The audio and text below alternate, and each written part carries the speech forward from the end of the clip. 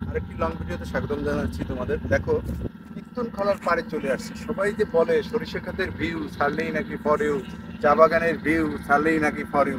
আমাদের সরিষা ক্ষেতও নাই, চা বাগানও নাই, তাই আমাদের আছে কীর্তনখলা রিভার। কীর্তনখলার পাড়ে চলে আসলাম। আমরা প্রায় দিনই এখানে আসি বরিশালে থাকলে।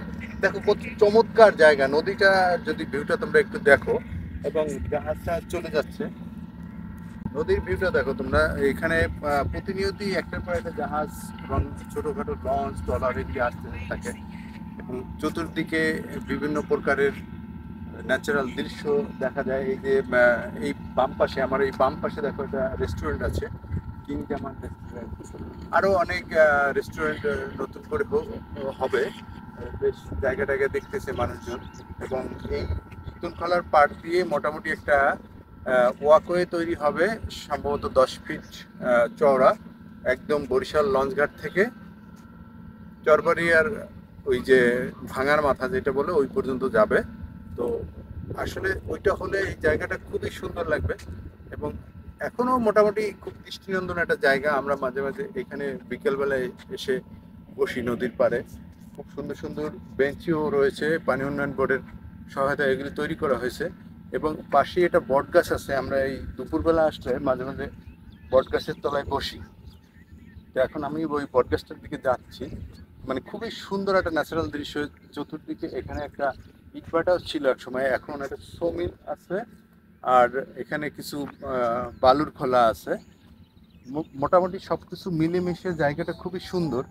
যে এইদিকে পাশেই যে গ্রামগুলি রয়েছে তাদের কাছে খুব একটা আকর্ষণীয় না লাগলেও আমরা যারা দূর থেকে আসি আমাদের জায়গাটা খুব সুন্দর লাগে। এই পাশে একটা কি আদর্শ গ্রাম টাইপের একটা জায়গা আছে, যে আম, আশ্রয়হীন মানুষের জন্য যে আশ্রয়ের একটা প্রকল্প করা হচ্ছে, যে যারা আসলে ভিটেমাটি, যাদের সংকট, যাদের থাকার কোনো আশ্রয় নাই, তাদেরকে সরকারি উদ্যোগে এই আশ্রয়নগুলি করে দেওয়া হয়েছে। এখানে মানুষজন বসবাস করে। এটা সম্ভবত সুবা হাউজিং প্রকল্প নাম দিয়েছে। তো আরো এই এই পাশে যে এইখানে আমরা মাঝে মাঝে এসে এই জায়গাটা, এই যে বট গাছটা, এখানে আমরা বসি। তো বট গাছটা আসলে দেখতে অনেক সুন্দর, কিন্তু কিছু কিছু লোক এটা ডালগুলি কেটে অনেকটাই সৌন্দর্য নষ্ট করে ফেলেছে। আসলে আমাদের একটু এই বিষয়ে সচেতন হওয়া দরকার, যে আমাদের প্রকৃতি কতটা সহযোগিতা করে।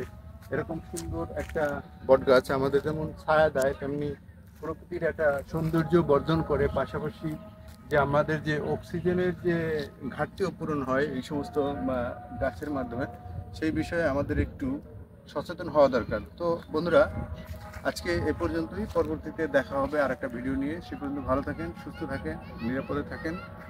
সবাইকে আল্লাহ হাফেজ।